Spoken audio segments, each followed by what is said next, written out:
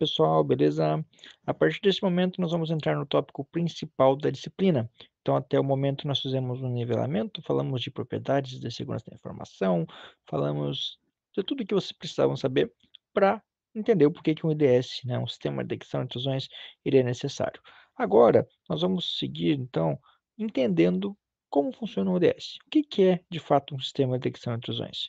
Na aula passada, né, nessa revisãozinha que eu fiz no vídeo passado, nós falamos sobre firewalls e entendemos que firewalls eles não são suficientes, né? Eles tentam fazer ali uma barreira entre o tráfego interno e o tráfego externo, né? Rede interna e rede externa, na verdade, de forma que atacantes não conseguissem passar por esse firewall. O fato é que muitas vezes os firewalls não estão preparados para bloquear esses atacantes e são necessários, portanto, mecanismos que consigam identificar que coisas não autorizadas estão passando por aquele firewall, por aquela rede. Ou seja, está entrando um tráfego não autorizado na minha rede. É por isso que nós temos que ter, então, IDS. IDS servem para detectar atividades intrusas, né? Atividades anômalas, atividades que são oriundas de ataques. Um fluxo de um sistema de detecção de intrusões tem algumas etapas tradicionais, né? Começa pela coleta de dados, então eu posso coletar dados, por exemplo, de rede, né, através de um sniffer de rede ou através de logs de aplicações, logs de sistema operacional. A partir dessa coleta eu vou fazer a extração das informações que realmente são úteis, né? E então passa por um processo de extração de atributos, que nós vamos chamar de features aqui nessa nossa disciplina. Então, a extração de features, depois a parte de extração de atributos, né, que a gente também vai chamar de features, que é a seleção de features. A feature selection, né, ou seleção de features, é a etapa onde eu vou catar quais são aquelas features legais, boas, que funcionam, que realmente ajudam na tomada de decisão. E por fim, eu vou pegar então o meu algoritmo, né, de classificação, por exemplo, e a partir desse classificador eu vou conseguir diferenciar aquela atividade como sendo uma atividade maliciosa ou sendo uma atividade normal. A partir daí eu consigo fazer outras coisas, né, eu consigo também, a partir desse fluxo básico, eu consigo otimizá-lo para tornar meu IDS um pouco mais inteligente e aumentar algumas métricas, que nós vamos ver mais à frente nessa aula ainda, quais são essas métricas, né. Na verdade, na próxima aula, no próximo vídeo, nós vamos conhecer quais são as métricas que nós queremos maximizar.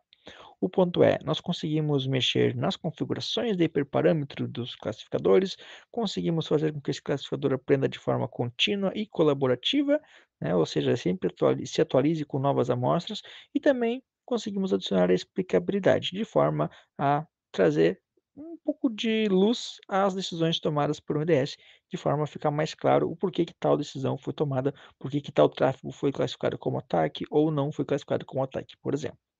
Bom, então nessa aula, né, feita essa introdução sobre IDSs, nós vamos falar sobre como projetar um sistema de detecção de intrusões. Essa aula está fortemente baseada num survey, né, que eu fiz durante o meu doutorado. Eu já compartilhei com vocês no Codefólio, vou colocar aqui na descrição desse vídeo também o link para esse survey, onde tem essa imagenzinha que vocês estão vendo agora, e essa imagem ela traz exatamente o que nós vamos estudar nessa e na próxima aula, que está resumido nesse e no próximo vídeo também.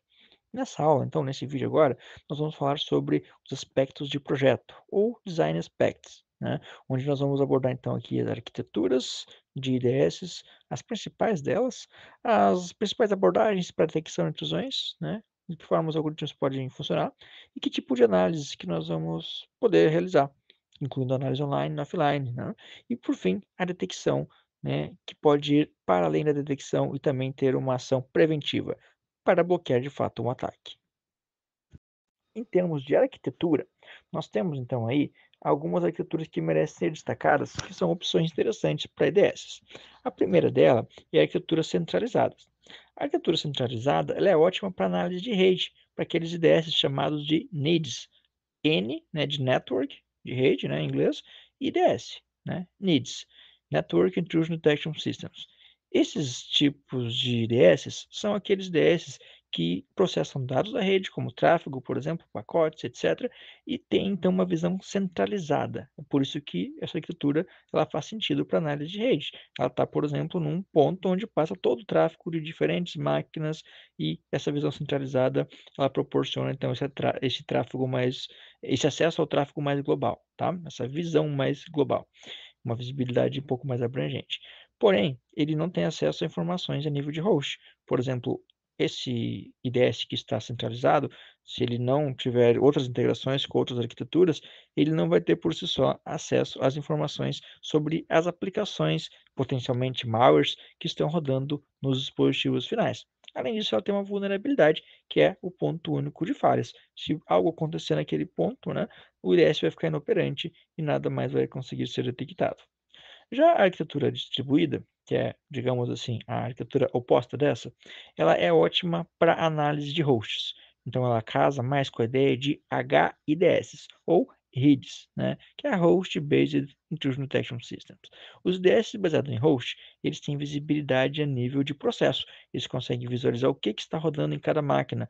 Então, por exemplo, para a detecção de ransomware, onde tem comportamentos bem específicos para máquinas, esse tipo de IDS é interessante. Esse tipo de arquitetura distribuída é interessante. A arquitetura, né, ela prioriza a análise individual nas máquinas de forma distribuída.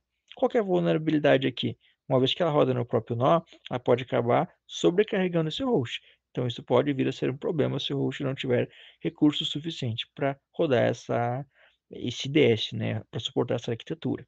E além disso, ele pode também não ter acesso às informações a nível de rede. Enquanto aquela arquitetura centralizada ela consegue ter um acesso mais centralizado, esse aqui tem acesso a nível de host.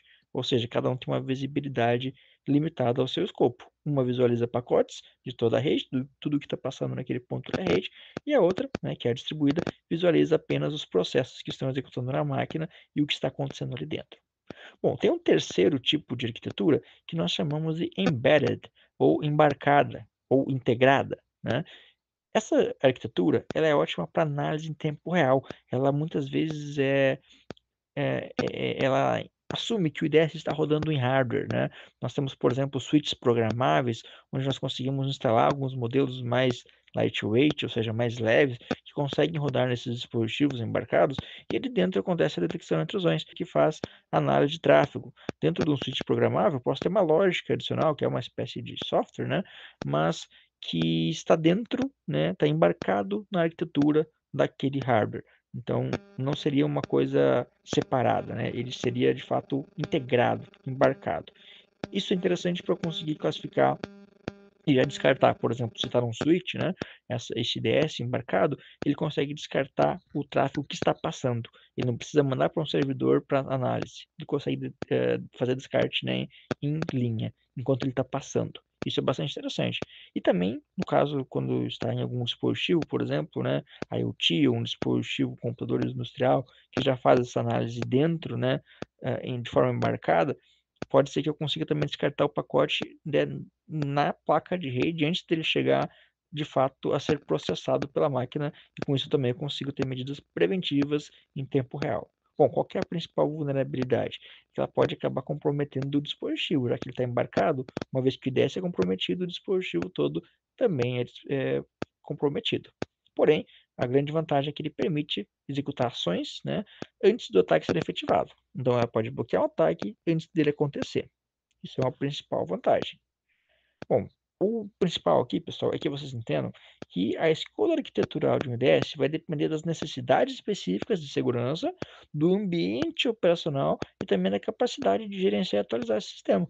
Se eu tiver, por exemplo, essa arquitetura embarcada, eu tenho dificuldades para atualizar o modelo. Muitas vezes eu vou ter que fazer um modelo, vou ter que treinar esse modelo, construir esse modelo de forma externa e depois instalar o modelo já pré-treinado ali dentro, né? Então, tem algumas limitações.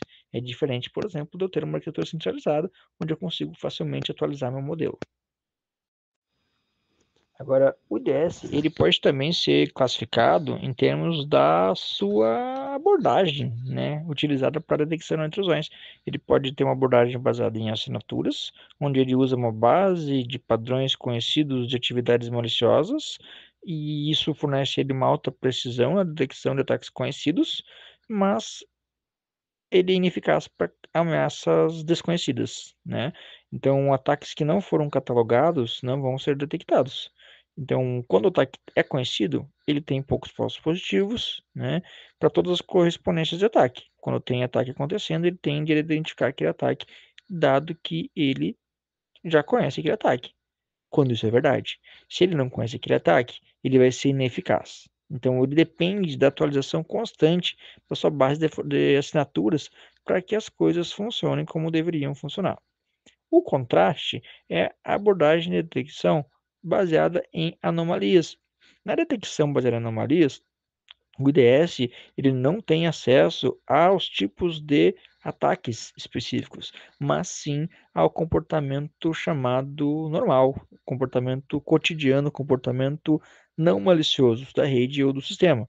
Então ele aprende o que é aceitável e a partir daí ele detecta desvios, o que é chamado de anomalia do comportamento pretendido, né, do comportamento que deveria acontecer, né, durante aquela etapa de aprendizado, né? Então, tudo que foge daquele comportamento que ele já viu antes e que foi considerado normal, ele detecta como anomalia. Ele faz isso através de algumas métricas estatísticas, tá, pessoal? Como, por exemplo, o uso do desvio padrão, ou até mesmo usando alguns algoritmos de clustering, onde ele consegue criar agrupamentos de amostras e perceber que algumas estão muito distantes dos pontos médios das outras amostras, ou seja, dos outros padrões conhecidos, tá? Então, assim, a vantagem é que ele consegue detectar ataques não catalogados, ataques sem assinaturas, né?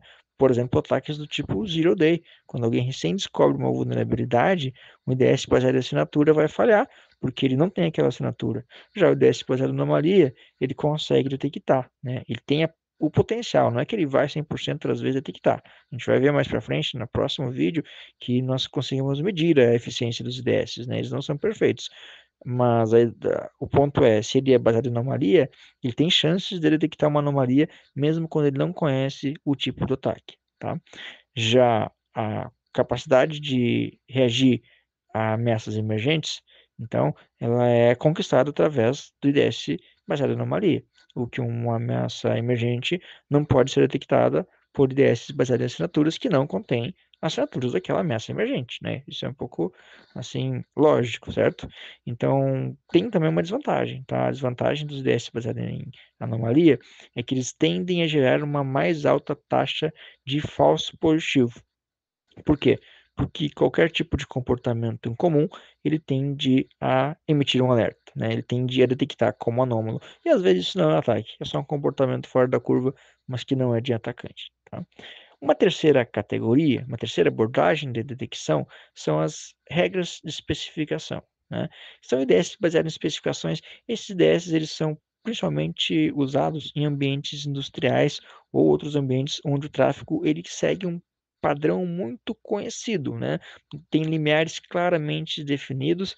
Algumas literaturas põem esse tipo de IDS como uma sub-área dos IDS baseados em anomalias, mas a diferença é que ao invés de usar estatísticas aqui para estabelecer o que que é um limiar comum, ele usa padrões, políticas de segurança, documentos operacionais que são conhecidos, né? Então, por exemplo, lá nas subestações elétricas, nós temos aí, por exemplo, o padrão IEC 61850, que é um padrão que rege uma série de comportamentos que devem ser obedecidos na comunicação dentro de uma subestação elétrica, né? Numa comunicação intravehicular, nós vamos ter o padrão CAN, que rege também uma série de comportamentos esperados. Então, os tráfegos são um pouco mais previsíveis. Imagina uma linha de produção, uma fábrica, onde tem um processo bem definido que os itens, né, os produtos, eles passam por uma sequência de processos, né? E no final do dia, sempre eu vou ter 500 peças por dia. Ou seja, se eu tenho 500 peças sendo produzidas por dia, a tendência é que as mensagens trocadas ali sejam mais ou menos as mesmas, de forma repetitiva, né? Então é fácil perceber quando alguma coisa foge do padrão. Nesse caso, eu poderia criar regras, dizendo, olha, isso e isso é o esperado. Caso fuja desse comportamento esperado, emita uma regra, né? É isso que faz esse tipo de DS. Ou seja, ela pode ser customizada para o domínio. Eu posso criar um DS especialista. O problema é que para fazer esse DS especialista, eu preciso de um conhecimento especialista. Eu tenho que ter um ser humano expert no domínio, mas isso pode também ser atualizado, né, automatizado até mesmo com LLMs e outras estratégias, tá? A questão é que é necessário ter um domínio, né, um conhecimento do domínio um pouco mais especializado. E assim como eu falei lá nas arquiteturas, né, nas abordagens de detecção, nós também podemos levar em conta que para escolher essa abordagem, eu vou ter que verificar, então, quais são as necessidades específicas de segurança da organização, quais são os recursos que estão disponíveis para a manutenção do sistema e também qual que é a natureza do ambiente que está sendo protegido. Se ele tem, de fato, um padrão mais determinístico, se ataques zero day são propensos a acontecer, né? Então, tudo isso deve ser analisado. Uma outra categorização de IDS se dá em relação ao tipo de análise que ele faz. Se ele analisa esses dados de forma online ou offline. Os IDS que têm a capacidade de analisar os dados em lote, né, que eles não fazem análise online, eles costumam utilizar logs capturados ou de sistemas ou de redes, né, independente da fonte que for utilizadas, mas o fato é que eles usam logs e esses dados são analisados posteriormente, não necessariamente em tempo real. O que que é esse tempo real, né? O tempo real, nesse contexto, significa que os dados são salvos em algum lugar, são agregados, né? São analisados em lote, de fato, né? Não é uma análise de fluxo de dados, enquanto está passando, está sendo analisado. Não é isso que acontece.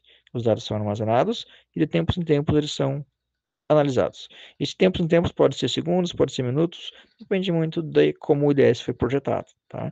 Isso permite uma investigação mais profunda dos eventos, então é interessante especialmente para criar assim uma resposta posteriormente ao ataque, né? Uma vez que o ataque já aconteceu, eu posso aprimorar minhas regras, eu posso emitir alertas, eu posso eventualmente até mesmo parar um ataque em andamento, mas não é para isso que ele foi pensado, né? O foco aqui é que eu consiga otimizar os recursos, analisar sem necessariamente eu dar conta de um grande gargalo de dados, né?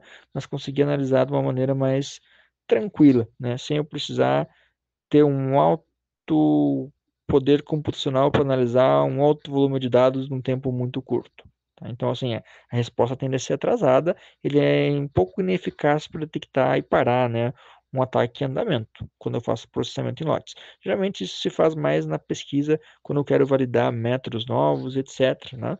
Agora, quando eu falo de IDS rodando, o ideal seria que nós tivéssemos um IDS online, que faz o tipo de análise online, que ele opera em tempo real. Isso significa que ele deveria monitorar constantemente sistemas e redes e, uma vez identificado um problema, né, um ataque, uma intrusão, ele deveria então emitir um alerta imediato. É isso que faz os IDS que têm o tipo de análise online, em tempo real. Então, eles identificam a ameaça em tempo real e eles conseguem promover uma resposta em tempo hábil, né, em tempo hábil para que permita então a mitigação das ações do atacante antes que essas ações consigam causar um estrago maior. Então, ele tem um consumo de recursos um pouco maior, mais alto, né, um pouco maior, é mais considerável e eventualmente até mesmo da rede, porque ele pode, né, em determinadas situações estar encaminhando o tráfego para ser analisado em tempo real por um cluster de computadores ou alguma coisa do tipo, né? Então, um ponto é que o aprendizado em tempo real é desafiador, porque uma coisa é você classificar, né? Isso também já é desafiador, mas você atualizar o modelo em tempo real é ainda mais desafiador. Se você tem um modelo offline, você tem lá as suas assinaturas e tudo mais, você consegue treinar esse modelo, né? Vai levar um tempo para treinar e depois você vai testar nesses dados, e você vai avaliar esses dados para rotular eles, classificar esses dados que estão armazenados. Agora, quando você faz isso em tempo real, você tem que também se preocupar com atualizar esse modelo, atualizar o mecanismo de tomada de decisão quando novas amostras acontecem em tempo real, certo? Bom, é importante também perceber que em ambientes críticos, onde a prevenção imediata de danos ela é crucial, a análise online ela deve ser a preferida. Agora, para uma compreensão mais detalhada das ameaças a longo prazo, né, ao longo do tempo, para aprimorar as defesas, até mesmo para conseguir fazer uma responsabilização, né, é interessante armazenar esses dados para uma análise offline. No mundo ideal, você conseguir usar os dois métodos ao mesmo tempo pode ficar ainda mais a eficiência e a eficácia do seu mecanismo de detecção de intrusões. Bom, além de falar de análise online e offline, né, um assunto que está diretamente ligado a isso, que também caracteriza os IDS, é como o IDS pode responder a uma intrusão. Na prática, né, a resposta é algo que não está intrínseco nos IDS, porque o sistema de detecção de intrusões ele serve para detectar. emitir um alerta. Então, o primeiro tipo de resposta não é necessariamente uma resposta, e sim é um alerta. Então, ele permite ao administrador tomar uma decisão informada, reduz falsos positivos, né? Ele não vai bloquear ninguém, não vai tomar nenhuma ação imediata, ele vai mais alertar, vai apontar que tem um ataque acontecendo, né? E identificar que tem um atacante.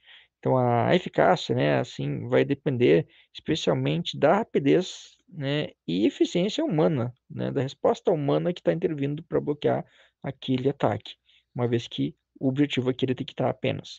O volume de alerta, né, ele pode sobrecarregar os administradores, então isso pode ser um problema. Tem que ser pensado, né, se vale a pena abordar essa estratégia. Então, a resposta vai se dar geralmente através de ações preventivas futuras.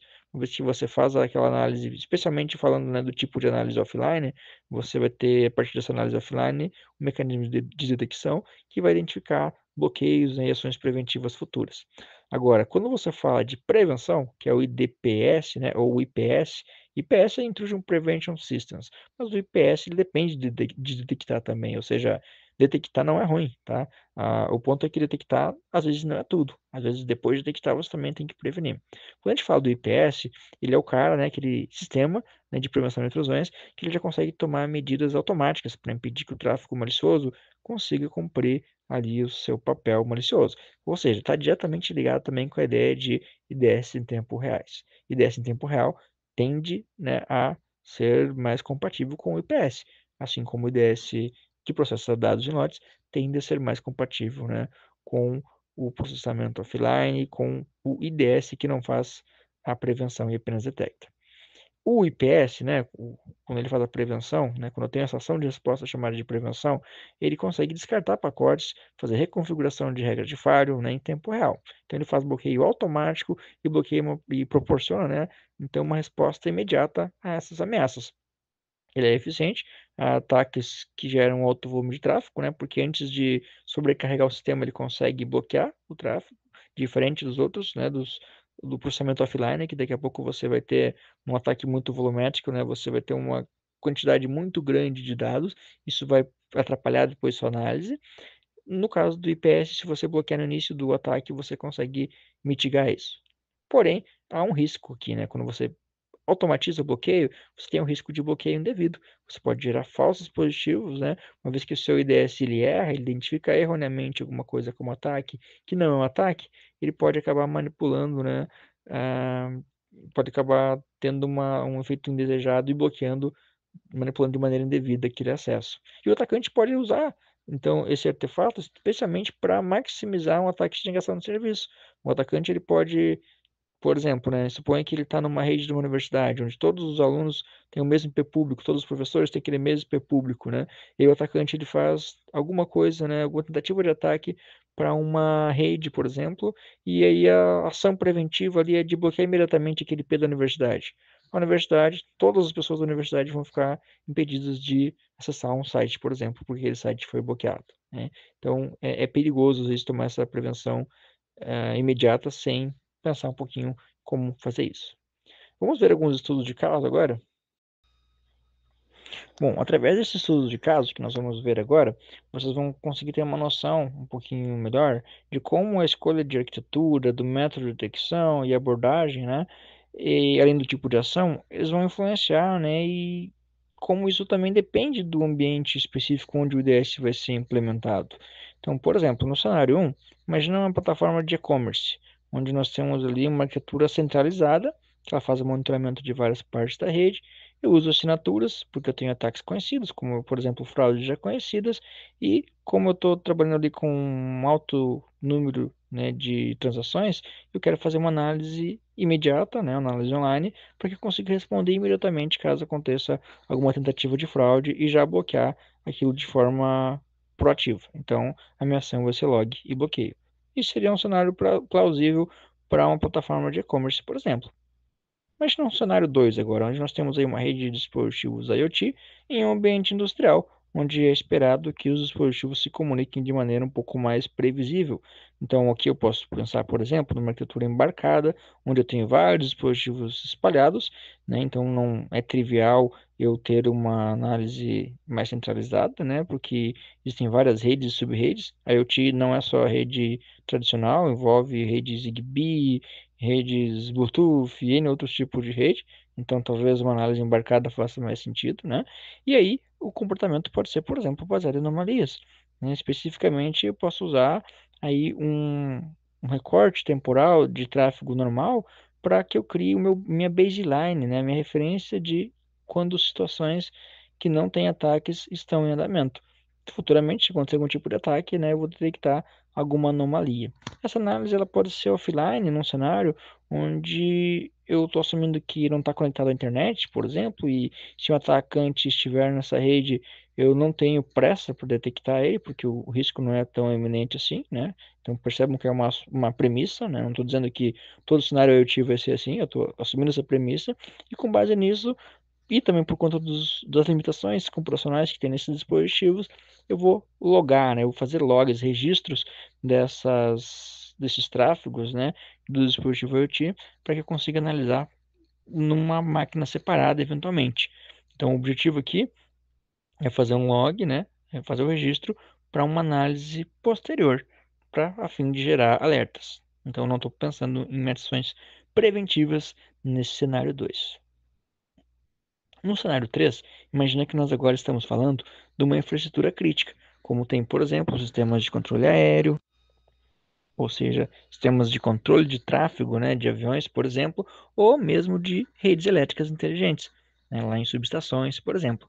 Nesse caso, nós podemos imaginar que uma arquitetura centralizada proporciona uma visão mais abrangente de toda a infraestrutura, né, assumindo isso como premissa, é claro, dependendo da infraestrutura, e que, como são padrões bastante regulares e conhecidos, né? E tem aí, por exemplo, as normativas, né, aéreas e no caso das subestações de comportamento também desse ambiente, nós podemos eventualmente especificar algumas regras que têm padrões operacionais bastante definidos, protocolos muito bem definidos. Eu posso fazer uma análise online, porque isso é interessante para uma proteção imediata, já que eu estou falando de infraestrutura crítica, e a ação, né, vai ser bloqueio. Ou seja, é melhor eu bloquear, nesse caso, um ataque em andamento, do que eu aguardar para fazer um log e eventualmente o atacante ter êxito antes de eu fazer esse log.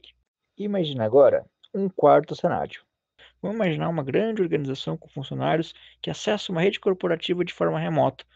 Nesse caso, uma arquitetura distribuída pode ser mais interessante, porque eu preciso saber o que está rodando no computador de cada um desses funcionários, monitorar o tráfego e as atividades locais, e aí qualquer desvio ou não conformidade eu posso reportar. Então, eu posso ter também especificação de regras, né, e também análise de anomalias. Se fugiu do padrão, né, daquelas regras, ou se aconteceu uma não conformidade, alguma coisa estranha que não é típico do usuário fazer, eu posso gerar, né, um reporte, eu posso gerar um alerta, né, então a ação seria log e alerta, e a análise seria online, em tempo real, para reportar essas atividades suspeitas, por exemplo, para um coordenador da equipe ou alguma entidade, né, que tem esse papel de gestão. Bom, fica um exercício para vocês comentarem nesse vídeo agora aqui, um cenário onde vocês imaginem, né, um tipo de rede, né, vocês podem escolher esse cenário, e eu quero que vocês escolham uma arquitetura adequada, um método de detecção adequado, uma análise, né, que será adequada, né, um tipo de análise adequado, e qual seria a ação de resposta que vocês usariam para esse cenário, tá? Então, essa é a minha proposta para vocês fazerem essa atividade e comentar aqui nesse vídeo. E é isso, né? Fechamos então essa aula. Nos vemos então, pessoal, na próxima aula, onde nós vamos falar de implantação de DES. Hoje nós já assumimos que já teremos esse DES projetado, né? Tomamos essas decisões de projeto baseado no cenário que nós modelamos, e aí nós vamos então colocar esse DES para rodar, né? Colocar ele em produção.